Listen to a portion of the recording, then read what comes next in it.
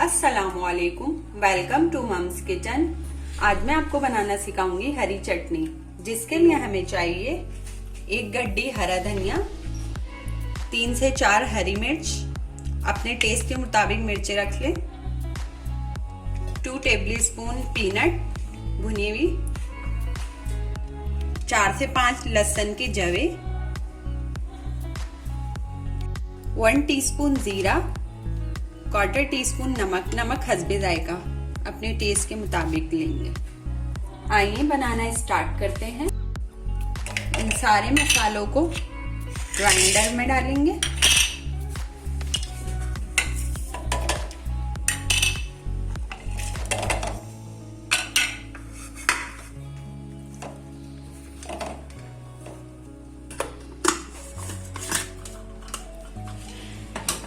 अब इन सारी चीजों को ग्राइंड कर देंगे।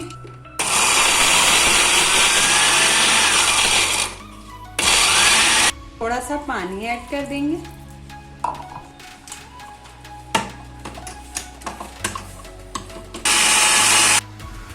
ये देखें, हमारी हरी चटनी तैयार है। बहुत ही टेस्टी बनी है। ये पकोड़ों के साथ, दही बड़ों पे डाल के हर चीज के साथ आप खा सकते हैं। अगर आपको मेरी हरी चटनी की रेसिपी पसंद आई हो तो मेरे चैनल को लाइक करें, सब्सक्राइब करें और शेयर करें। ओके, अल्लाह हाफिज।